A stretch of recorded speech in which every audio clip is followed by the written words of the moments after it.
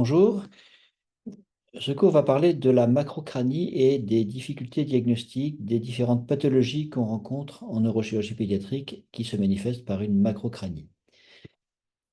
Donc, d'abord, pourquoi est-ce que le PC augmente anormalement? Il peut augmenter il augmente parce qu'il y a une stimulation de la croissance du fait d'une hyperpression qui peut être modérée, qui peut être chronique. Ça peut être normal ou être une variante du normal lorsqu'il s'agit d'une expansion des espaces arachnoïdiens. Ça survient dans la petite enfance, on va voir ça en détail. Ça peut être des pathologies hydrauliques, au premier rang desquelles, bien sûr, l'hydrocéphalie. Ça peut être une craniosténose de façon un peu paradoxale. Ça peut se manifester par une macrocéphalie, mais une macrocranie dans la scaphocéphalie.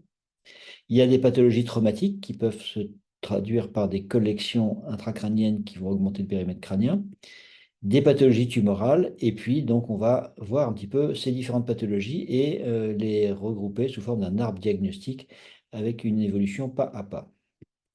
Alors d'abord, l'outil dont on se sert, c'est la courbe de Sampé et collaborateurs, qui a été élaborée dans les années 60-70 par des mesures successives d'une cohorte d'enfants normaux des deux sexes, et ce qui permet d'illustrer la diversité moyenne, la diversité humaine, puisqu'on va avoir la moyenne pour chaque tranche d'âge, la courbe de -2 DS, la courbe de +2 DS, et donc en dessous du troisième percentile, on a un périmètre crânien qui est trop petit par convention, au-dessus, on a un périmètre crânien trop grand, donc ça va nous illustrer bien toute la diversité humaine, et par convention, ceux qui sont de part et d'autre des lignes en pointillés, ce sont des crânes anormalement petits ou anormalement grands.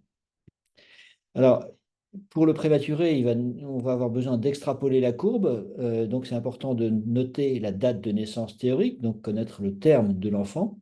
Alors, en neurochirurgie, on a besoin de suivre les enfants très longtemps, donc on utilise des courbes standards pour qu'on va simplement extrapoler pour les semaines de vie anténatale quand l'enfant est prématuré.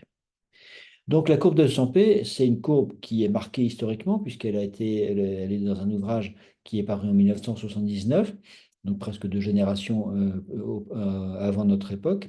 Et il y a des nouvelles courbes qui ont été faites, qui ont montré une augmentation des courbes pour le poids et pour la taille, mais le périmètre crânien est quant à lui inchangé, ce qui montre que le poids et la taille, ça dépend de l'environnement, de l'alimentation, alors que le périmètre crânien, c'est essentiellement déterminé génétiquement.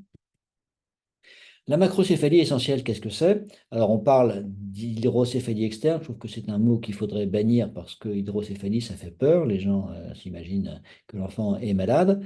C'est lié à une expansion des espaces méningés. On peut parler également d'arachnoïdomégalie. C'est un mot un peu barbare, mais qui décrit très précisément de quoi il s'agit. Il n'y a pas toujours de macrocéphalie. Le périmètre crânien peut être dans les valeurs normales.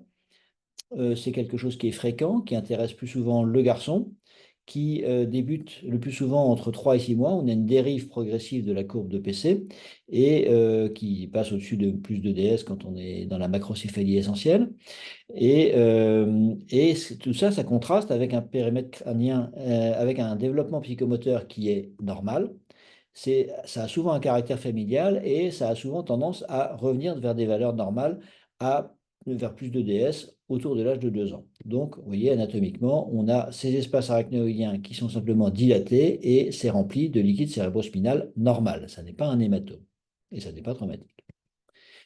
Alors, pourquoi est-ce que ça survient? Ça correspond en fait à un désordre de la maturation de l'hydrodynamique. Normalement, il y a une harmonie entre la sécrétion et la résorption. C'est un processus intégré. On a l'enfant dont le périmètre crânien augmente, mais en même temps, il acquiert son tonus axial, il va se tenir assis, donc la pression intrasynusienne va devenir négative.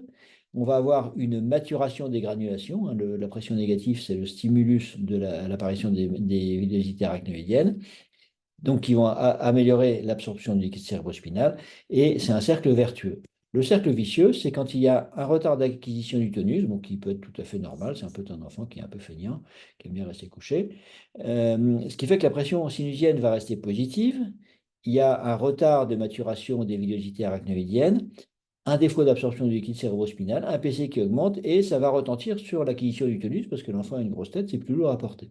Donc ça peut être un peu un cercle vicieux. Et donc, ça peut tout à fait se corriger avec simplement un peu de kiné pour le stimuler, pour qu'il se tienne un peu assis, debout, se feignant. Les kystes arachnoïdiens, maintenant, c'est une pathologie qui est acquise. soit en anténatal, soit en postnatal. Les kystes arachnoïdiens sylviens, qui sont de très loin les plus fréquents, ils sont d'apparition souvent postnatale, comme on voit ici chez cet enfant qui avait une grosse tête, qui a eu un premier scanner à 3 mois, un deuxième à 12 mois qui a montré l'apparition d'un kyste, et à 18 mois, ce kyste avait pris du volume. Donc, c'est quelque chose qui peut se manifester sur la courbe de périmètre crânien, comme ici, vous voyez, un PC qui était à moins 1 DS à peu près, qui progressivement a augmenté, a traversé la ligne, la moyenne à l'âge de 5 mois, et puis est arrivé à se stabiliser à plus 1,5, plus 2 DS, et avec ensuite une courbe de croissance qui suit l'évolution normale. Donc, ça nous permet de déterminer à quel âge ce kyste est apparu. Le plus souvent, c'est vers l'âge de 6 mois. Ça correspond à peu près également à l'âge auquel apparaissent les macrocéphalies essentielles. Donc, c'est un problème hydraulique qui est souvent associé d'ailleurs. Et donc, il faut éviter d'embêter ces enfants qui ont un kyste qu'on découvre de façon fortuite. Maintenant, les traumas crâniens du nourrisson, on peut avoir une augmentation du périmètre crânien en rapport avec la constitution d'une collection péricérébrale. Alors, il peut y avoir une macrocéphalie essentielle qui préexiste au trauma, qui peut prédisposer possiblement à un trouble hydraulique post-traumatique, où les deux peuvent survenir sur un terrain d'équilibre hydrodynamique instable. Mais il faut faire la différence entre cette macrocéphalie essentielle et la macrocéphalie symptomatique qui traduit l'existence d'une collection post-traumatique. D'où l'importance de faire la courbe du périmètre crânien. Et ici, on voit qu'il y a eu très nettement un enfant qui n'a pas été bien suivi, un PC qui était à plus 2 DS initialement, qui a augmenté progressivement jusqu'à se stabiliser sur la courbe de plus 5 DS. On l'a vu à l'âge de 8 mois, il y avait une macrocranie, mais aussi des ecchymoses. Le fond d'œil était normal. Il y avait un hématome sous-dural chronique qui a nécessité un drainage. Et sur les radios de contrôle après le drainage, on voit une fracture qui n'est pas tout à fait récente, mais qui ne date certainement pas de l'âge de 3 mois. Donc au total, on a des lésions d'âge différents. Donc on a fait un signalement pour maltraitement. En tout cas, ça nous donne un petit peu une idée de la datation, mais cette datation est bien sûr extrêmement imprécise. Maintenant, la scaphocéphalie, je vous ai dit qu'on voyait des craniosténoses révélées par une augmentation du PC. Eh bien, c'est assez fréquent dans les scaphocéphalies. Vous voyez cet enfant qui a une déformation crânienne typique avec un boulet frontal, un pincement pariétal, pincement temporal, boulet occipital. En fait, le volume intracrânien, il est préservé parce qu'il va y avoir une compensation de la croissance du périmètre crânien par la suture coronale. Donc, il va y avoir un périmètre crânien qui est étiré, et donc ce périmètre crânien, il va augmenter proportionnellement puisque le volume cérébral, lui, augmente de façon constante. Et quand on opère ces patients-là, on a une correction de cette macrocranie et en même temps une augmentation de l'indice cérébral. Mais cette correction spontanée, est-ce qu'elle est durable? Il semblerait que non, parce que quand on voit des adultes avec une scaphocéphalie, ils ont souvent cet aspect de petite tête. Donc il semblerait que la compensation par la suture coronale, elle n'est pas suffisante pour une croissance adulte complète, et on a des patients qui se mettent en HTIC tardivement. Ici, c'est un exemple d'une petite fille qui était quand même très peu marquée sur le plan morphologique, donc les parents n'avaient pas voulu d'opération. Il y avait le périmètre crânien qui était à plus 2 DS initialement, et puis on l'a suivi à 13 mois, à 22 mois. Le périmètre crânien est descendu à plus 1,5, puis plus 1 DS, en même temps que l'indice céphalique diminuait. Donc, cette petite fille, elle était partie pour avoir une HTIC, finalement, on l'a opérée. Donc, le rapport entre le périmètre crânien, l'indice céphalique et le volume, il est gouverné par des formules dont je vous épargnerai l'aridité. Mais en tout cas, ce qui est sûr, c'est que si l'indice céphalique diminue, pour le volume, même volume, le périmètre crânien va augmenter, tout simplement, le crâne est étiré. Et donc, si le périmètre crânien est inférieur à plus de DS, il faut penser que l'enfant est peut-être déjà en HTIC. Hein, que la règle, c'est qu'à volume égal, le périmètre crânien est augmenté dans la scaphocéphalie. Et donc, si on arrive à 0 DS, eh bien, peut-être que l'enfant est déjà en HTIC. Et puis, il faut s'attendre à des évolutions inhabituelles. Ici, c'est une scaphocéphalie familiale, donc la bilan génétique était négatif. Malgré tout, il y a probablement un gène là-dessous. Et quand on l'a revu à l'âge de 6 ans, ben, il était en train de fermer sa suture coronale. On notait une stagnation du périmètre crânien. Bon, là, je l'ai revu à 7 ans, et puis là récemment, il commence à parler de céphalie nocturne. Donc il est probable qu'il est en train d'installer une HTIC en raison d'une fermeture asynchrone de l'ensemble des sutures de la voûte crânienne. Alors, ces courbes, elles peuvent être insuffisantes puisqu'il est question de normes, de normalité. Et puis, il y a des variants normaux, mais il y a des valeurs extrêmes, comme cet enfant qui a une hydrocéphalie monstrueuse, parce qu'il y avait une décision de limitation de soins. Finalement, on a fini quand même par la valider, parce qu'un périmètre crânien à 65 cm chez un bébé de 2 mois, c'est absolument ingérable. Hein, il y a un périmètre crânien supérieur, largement supérieur à une tête d'adulte. Hein, pour mémoire, une tête d'adulte, en moyenne, ça pèse 7 kilos. Donc, quand on arrive à des périmètres crâniens comme ça, hein, c'est impossible de gérer un bébé avec. Il risque de faire une dysescade. Ça finit par être une chirurgie de propreté. Et donc, il y a également les prématurés. Donc, les prématurés, on a des courbes qui ont été créées spécialement pour suivre leur périmètre crânien, mais vous voyez qu'elles vont seulement jusqu'à 50 semaines après la conception, ce qui équivaut à un âge de 2 mois et demi post-terme. Bon, ces enfants, on les suit après en consultation, hein. Ils ont une vie après la néonatologie. On utilise la même courbe que l'adulte, mais on va extrapoler la courbe et c'est comme ça qu'on peut juger si le périmètre crânien se développe bien. Ici, malheureusement, il évolue vers une microcéphalie progressive. Donc, il y a probablement une atrophie cérébrale. Maintenant, il y a également des mesures qui sont faites en anténatal. Il y a des courbes qui sont très précieuses pour savoir si l'augmentation des ventricules entraîne ou non une macrocranie. Donc, c'est important de connaître le terme, donc la date conceptionnelle. C'est pour juger de l'évolutivité de cette macrocéphalie. Il faut étudier bien sûr la cause. Et puis, il faut discuter du mode de naissance. Est-ce que ça va nécessiter une césarienne ou pas? Est-ce que ça peut nécessiter même une ponction anténatale? Et éventuellement une prise en charge en postnatal. Et donc, là, en fonction de l'évolutivité et de la cause, bien sûr, la demande d'ITG pourrait être jugée recevable ou non. Alors, comme je vous ai dit, il y a des nouvelles courbes qui ont été faites par l'Institut de statistique sur le poids et la taille qui montrent que c'est nettement au-dessus des courbes des générations précédentes, ça on s'y attendait. Par contre, si on voit le périmètre crânien, eh ben, par rapport à la courbe de 100P, on voit qu'il n'y a absolument aucun changement. C'est parfaitement superposable, ce qui confirme que le PC est génétiquement déterminé.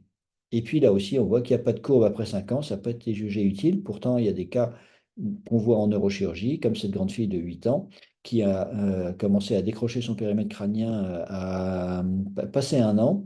À 2 ans, elle avait encore un PC qui était dans les limites normales, mais c'est à 4 ans qu'elle était nettement au-dessus de la normale. Et puis à 8 ans, elle avait des symptômes d'hydrocéphalie chronique qui se sont améliorés après la valve.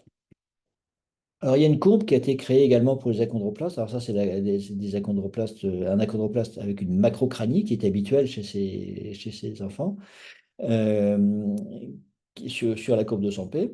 Ça, c'est un enfant qui avait une achondroplasie, mais qui avait au contraire une microcranie. Et puis, ça, c'est la courbe qui a été créée pour les achondroplastes. Alors, on voit que le segment initial de la courbe, il a été mis en dessous. C'est un visuel qui est différent, mais si on veut reconstituer la courbe initiale de 100P, ben on peut le faire. Malgré tout, ça pose quand même un problème philosophique, on peut dire. Est-ce qu'on peut parler de normes alors que c'est une maladie? Donc, est-ce que c'est pas plus simple d'utiliser les courbes et dire, voilà, que si on est au-dessus de la normale, est-ce que c'est acceptable ou pas dans le cadre de cette maladie? Donc, on va en finir avec ce pas à pas pour faire un peu la synthèse. Alors, on a un périmètre crânien augmenté. La courbe est régulière, c'est-à-dire que le patient est toujours dans le même couloir. La morphologie est normale, l'enfant se développe normalement.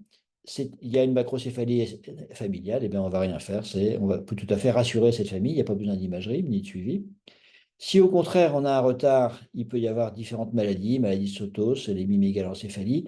Bref, ça nécessite un bilan, une imagerie, un bilan spécialisé, souvent une génétique et des tests biologiques. Si on a des anomalies morphologiques, eh bien il peut y avoir, retrouver la chondroplasie ou la scaphocéphalie. Donc la scaphocéphalie, c'est plus souvent chez les garçons, ça nécessite une chirurgie. Il peut y avoir également un retentissement morphologique dans un kyste arachnoïdien, il peut y avoir une déformation de la voûte crânienne ou une dysostose cléidocrânienne, c'est une maladie rare. Enfin là aussi, on est dans des cas où il faut faire tout un bilan, avec notamment la génétique et parfois une intervention.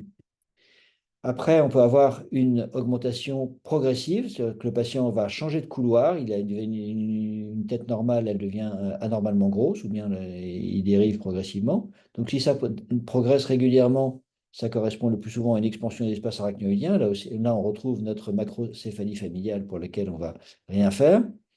Ou bien il peut y avoir une arachnoïdomégalie secondaire à différentes maladies. On a ça dans la polykystose rénale, les traitements corticoïdes. Bref, là aussi, ça nécessite de faire un bilan. Et puis là, on peut avoir une cassure de la courbe, et c'est là qu'il faut penser à une HTIC. Hein. On allume le gyrophare, on va chercher s'il y a des signes de localisation. S'il n'y en a pas, on va chercher une hydrocéphalie chronique ou un hématome sous-dural chronique, un kyste arachnoïdien. En tout cas, ça peut nécessiter une chirurgie. Si on a des signes de localisation, ça peut être une tumeur. Si il y a des signes cérébelleux, une tumeur en fosse postérieure ou une hémiparésie, ça peut être une tumeur substentorielle. Et puis avec des signes d'HTIC, là aussi, on a les tumeurs, l'hydrocéphalie, les tumeurs, les kystes, les hématomes sous-duraux. Donc là aussi, il faut rapidement avancer dans le diagnostic et souvent opérer. Voilà, je vais terminer sur cette présentation sur la macrocranie. Donc, c'est très important de distinguer une macrocéphalie essentielle et secondaire. Et pour ça, il faut avoir une courbe de périmètre crânien bien faite, avec un bon point de départ et un bon âge de naissance théorique s'il y a besoin. La mesure du PC, c'est un geste banal qui est fait à chaque visite pédiatrique. Non seulement il faut mesurer, mais il faut le reporter sur la courbe. Le suivi, doit être fait bien sûr après 5 ans en neurochirurgie et nécessiter d'une courbe adaptée. Voilà, je vous remercie de votre attention. Vous pourrez retrouver différents cours en ligne sur YouTube.